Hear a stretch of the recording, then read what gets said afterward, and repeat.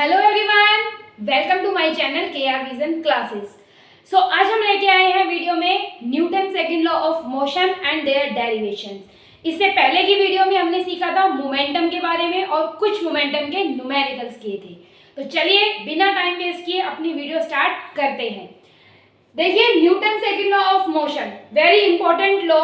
Newton second law of motion ये कहता है कि जब किसी ऑब्जेक्ट का मोमेंटम चेंज होता है, ठीक है, जब किसी ऑब्जेक्ट का मोमेंटम चेंज होता है तो वो फोर्स के डायरेक्टली प्रोपोर्शनल होता है। यानी कि अगर हम मैथमेटिकली देखें कि change in momentum is directly proportional to force. जितना ज्यादा मोमेंटम चेंज होगा, जैसे अगर कोई ऑब्जेक्ट है उसका मोमेंटम चेंज हो रहा है तो उसमें जो फोर्स लगेगी वो भी फोर्स की वैल्यू भी क्या होगी, ज्यादा होगी। ऐसा न्यूटन के सेकंड लॉ ऑफ मोशन में डिस्क्राइब किया गया है। चलिए Newton second law of motion के बारे में उसका डेरिवेशन पढ़ते हैं आगे। डेरिवेशन में आपको कुछ थ्योरेटिकल पॉइंट्स लिखने पड़ते हैं, चाहे क्लास 11th हो चाहे क्लास 9th हो, ठीक है। तो ये क्लास 9th के लिए है, ऐसे ही क्लास 11th के लिए भी आपको इसमें डेरिवेशन के अंदर कुछ थ्योरेटिकल पॉइंट लिखने पड़ते हैं। जैसे हमने मान लिया कि let us consider an object of mass m। जैसे आपने कोई एक ऑब्जेक्ट लिया, यहाँ पे डायग्राम में देख सकते हो, जिसका मास तो m था, जिसकी इनिशियल वेलोसिटी u थी, ठीक है। तो उसकी इनिशियल वेलोसिटी कितनी ले ली हमने, u।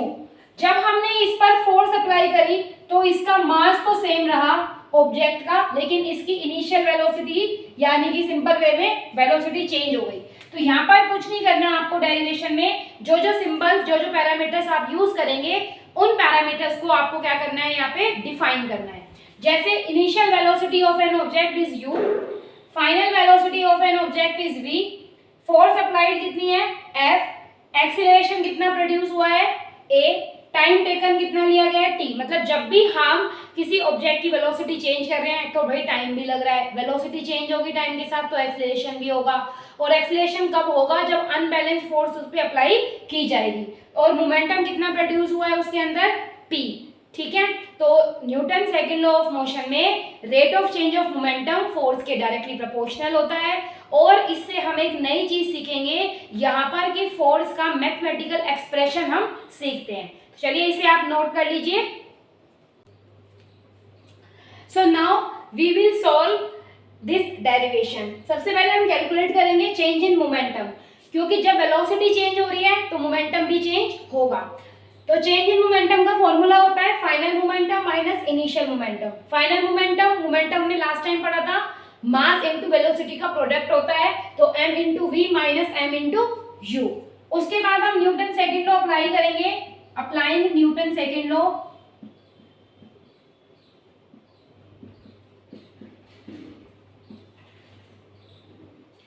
Newton second law, force is directly proportional to change in momentum. So p की वैल्यू चेंज इन मोमेंटम है, ठीक है, तो उसको हम रखेंगे यहाँ पर mv minus m of u d by dt, which is equals to mass is a constant number, so velocity will change according to time. और we know acceleration is change in velocity with respect to time. तो यहाँ पर हम value put करेंगे, force is directly proportional to m into a। अब जब Newton scientist थे उन्होंने क्या किया कि प्रोपोर्शनलिटी के साइन को रिमूव करने के लिए इक्वल टू और कांस्टेंट लगाया, ठीक है। इक्वल टू लगाएंगे हम, k कांस्टेंट उन्होंने यूज किया, जिसकी वैल्यू ऐसा यूनिट सिस्टम में k की वैल्यू उन्होंने कितनी ऐड करी या पुट करी 1, ठीक है। Put k is equal to 1। तो यहाँ से हम फॉर्मूला सीखते हैं f is equal to m into a। तो न्यूटन सेकेंड लॉ फोर्स के फॉर्मूले को बताता है। न्यूटन फर्स्ट लॉ में हमने नेचर ऑफ फोर्स के बारे में सीखा, सॉरी फोर्स की डेफिनेशन के बारे में हमने सीखा था। तो एक बार दोबारा देख लीजिए। हमने सबसे पहले हमें सारे पैरामीटर्स डिफाइन करने हैं, u वेलोसिटी है इनिशियल, v फाइनल वेलोसिटी है, इस तरीके से। फिर हमने क्या कैलकुलेट किया, change in momentum. Change in momentum क्या होता है, final momentum minus initial momentum. Newton second law क्या कहता है, force is directly proportional to change in momentum, rate of change of momentum. तो यहाँ पर हमने p की वैल्यू को पुट किया, ठीक है। फिर मास कांस्टेंट होता है इसलिए डेरिवेटिव से बाहर आ जाएगा, और जब हम ये डेरिवेटिव का मतलब होता है चेंज, चेंज का मतलब यहाँ पर बदलना, ठीक है, वेलोसिटी बदल रही है टाइम के साथ, तो उसे हम क्या बोलते हैं, एक्सीलरेशन। ये हमने चैप्टर फर्स्ट में पढ़ा है। तो force is directly proportional to mass into acceleration. फिर प्रोपोर्शनलिटी को रिमूव किया तो इक्वल टू और कांस्टेंट लगाया, जहाँ पे k की वैल्यू 1 रखी गई, तो फोर्स का फॉर्मूला हमें मिलता है। यानी कि सिंपल वे में force is the product of mass and velocity. तो आई होप आपको ये समझ में आया होगा डेरिवेशन। एक इम्पोर्टेंट इन्फॉर्मेशन ये दूंगी कि पहले शुरू में थोड़ा नया होता है, तो प्लीज आप इसे एक बार लिख के प्रैक्टिस करें ताकि आपको ये डेरिवेशन अच्छे से समझ में आ जाए, ठीक है। तो न्यूटन सेकंड लॉ में हमने फोर्स का फॉर्मूला कैलकुलेट किया। अब हम फोर्स के बारे में कुछ चीजें देखेंगे, तो पहले आप इसे नोट कर लीजिए। Now we will calculate or know about the SI unit of force. SI unit of force is given by SI unit of force is Newton और it is called kilogram metre per second square. SI unit newton कैसे हुई, देखिए force क्या होती है, मास into acceleration. मास की SI unit kilogram, acceleration की metre per second square, तो इन दोनों को मिलाकर हम न्यूटन कहते हैं, ठीक है। तो आपका एक क्वेश्चन आता है, define 1 Newton. So answer would be, if force is said to be 1 Newton,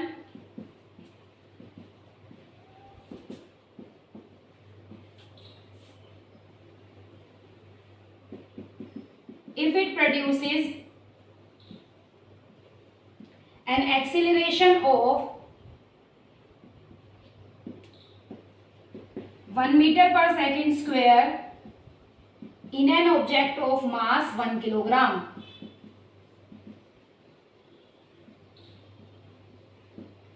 जब हम 1 न्यूटन की फोर्स कब कहेंगे बेटा, 1 न्यूटन की फोर्स तब लगती है जब मास किसी ऑब्जेक्ट का 1 किलोग्राम हो और उसमें acceleration 1 metre per second square produce हो, तो उन्हें मिलाकर हम 1 न्यूटन कहते हैं। 1 न्यूटन की फोर्स यानी 1 न्यूटन की डेफिनेशन इंपॉर्टेंट है आपके लिए। उसके बाद देखिए नेक्स्ट हम पढ़ेंगे अब CGS unit, small scale unit जो होती है फोर्स की। Small scale unit of force is या तो ग्राम सेंटीमीटर पर सेकंड स्क्वायर, और इसी को कंबाइन करके डाइन बोलते हैं, डायन नहीं डाइन बोलते हैं। तो यहाँ पर हम एक रिलेशन सीखते हैं कि 1 न्यूटन और डाइन, SI और CGS में रिलेशनशिप क्या बनेगा, 1 newton is equal to 1 kilogram multiply 1 metre per second square. It implies 1 kilogram में कितने ग्राम होते हैं, 1 किलोग्राम में 1000 ग्राम होते हैं, तो हम इसको लिखेंगे 1000 ग्राम। 1 मीटर में कितने सेंटीमीटर होते हैं, 100, तो 100 सेंटीमीटर पर सेकंड स्क्वायर। तो 1 न्यूटन इज इक्वल टू, अब देखो 1 2 3 4 5, तो 10 की पावर 5 ग्राम सेंटीमीटर पर सेकंड स्क्वायर, और ग्राम सेंटीमीटर पर सेकंड स्क्वायर को हम डाइन बोलते हैं। तो 1 न्यूटन इज इक्वल टू 10 की पावर 5 डाइन के बराबर होगा, ठीक है। तो कभी कभी पेपर में ये रिलेशनशिप भी पूछ लेते हैं कि CGS यूनिट और SI यूनिट ऑफ जो होती है फोर्स की, उसमें आप रिलेशन बताइए, ठीक है। आई होप आपको ये समझ आ रहा होगा, ज़्यादा मुश्किल चीज़ें नहीं है, अच्छे से पढ़िए, बहुत अच्छी अच्छी वीडियोस मैं लेके आऊँगी जरूर, ठीक है। और चैनल को लाइक शेयर सब्सक्राइब करते रहिए। चलिए आप इसे नोट कर लीजिए।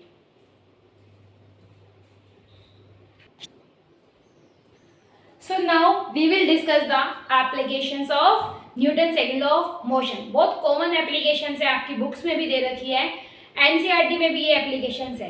तो पहली एप्लीकेशन है कि while catching a fast moving cricket ball gradually pulls his hand backward with the moving ball। जब भी एक क्रिकेट प्लेयर या फील्डर जब एक बॉल को कैच कर रहा है, तो वो बॉल को कैच करने पर अपने हाथ को थोड़ा सा पीछे की तरफ मूव करता है। ऐसा किस लिए करता है वो, तो देखिए यहाँ पर एक्सप्लेनेशन में, force is directly proportional to change in momentum होता है। तो जब फास्ट मूविंग बॉल आएगी बेटा, देखो जब, तो फास्ट मूविंग बॉल का मोमेंटम भी क्या होगा, मोर होगा, सिंपल सी बात भाई, ज्यादा होगा, क्योंकि बहुत फास्ट वेलोसिटी है, मास है उस बॉल का। तो जब फास्ट मूविंग बॉल ऐसे अगर हम हाथ को पीछे कैच, मतलब आई मीन हाथ को पीछे नहीं खींचते, तो अगर वो आएंगी तो हिट करेगी, मोमेंटम ज्यादा है। तो यहाँ से देखो मोमेंटम किसके डायरेक्टली प्रोपोर्शनल है, फोर्स के। तो अगर फोर्स मोमेंटम का इम्पैक्ट ज्यादा होगा तो फोर्स भी ज्यादा लगेगी, उसे इंजरी होने के चांसेस होंगे। लेकिन जब हम हाथ को पीछे करते हैं तो हमारा जो कॉन्टैक्ट ऑफ टाइम पीरियड है वो इंक्रीज हो जाता है, जिसकी वजह से फोर्स क्या हो जाती है, थोड़ी सी कम हो जाती है। तो हमें हाथ पीछे इसलिए करना पड़ता है या फील्डर को हाथ इसलिए पीछे करना पड़ता है ताकि जो टाइम पीरियड है वो इंक्रीज हो जाए।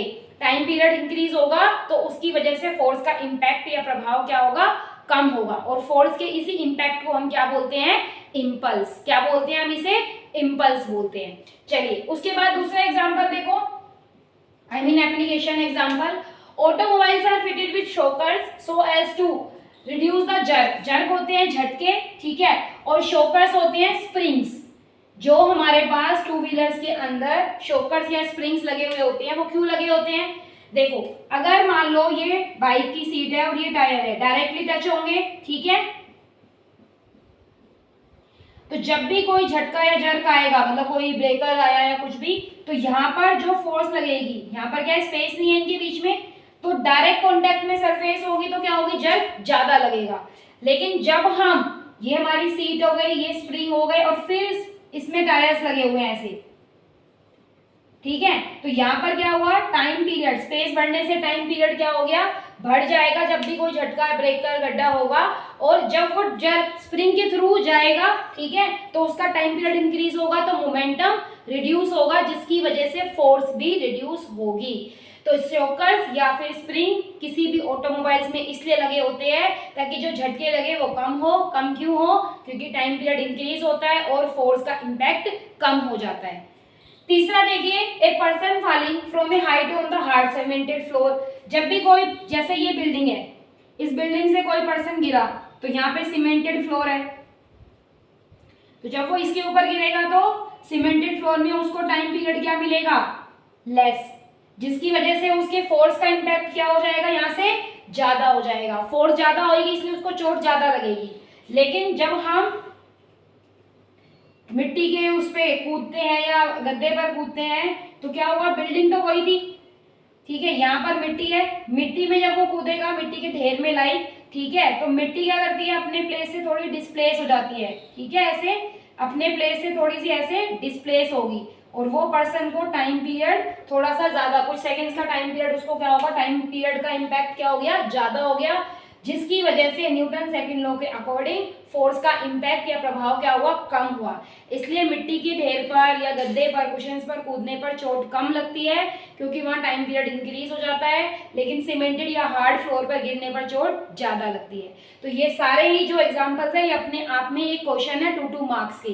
जैसे ये क्वेश्चन आ गया इस तरीके से, ये पूरी स्टेटमेंट देंगे और एक्सप्लेन वाई, गिव रीजन, ये आपके पेपर में ऐसी चीजें आती है। तो सब में टाइम पीरियड इंक्रीज, फोर्स का इम्पैक्ट डिक्रीज होता है, मोमेंटम को डिक्रीज करने के लिए हम ऐसा करते हैं। तो आई होप आपको क्लास अच्छी लग रही होगी, काफी दिनों के बाद क्लास हुई है, ठीक है। तो चलिए पहले आप इसे नोट कर लीजिए, फिर उसके बाद इसके 2-3 एग्जाम्पल्स और करते हैं।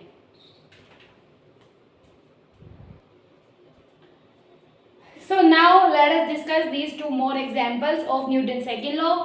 In this example, we know that a karate player can break a slab of ice. एक कराटे प्लेयर एक ही ब्लो में, एक ही मूवमेंट में बहुत सारे आइस के पीसेस को या ब्रिक्स को तोड़ देता है। क्यों तोड़ता है वो, जब वो इस तरीके से मोशन कर रहा है, यानी कि उसके हैंड्स की मूवमेंट है तो मोमेंटम ज्यादा है, और चेंज इन मोमेंटम का इफेक्ट क्या है, रिड्यूस होता है, जिसकी वजह से फोर्स का इम्पैक्ट कम हो जाता है। उसके अलावा जितने भी हमारे कांच के बर्तन होते हैं या कोई भी इलेक्ट्रॉनिक सॉफ्ट आइटम्स होते हैं, उन्हें आपने देखा होगा या तो फिर बबल पॉलीमर शीट्स में होते हैं, पन्नी आते हैं इसमें पट पट पट ऐसे पटाखे से बजते हैं, या फिर हम थर्मोकोल में रखते हैं। वो भी किस लिए होता है, जैसे मान लीजिए आप कोई कप लेके आए, ठीक है,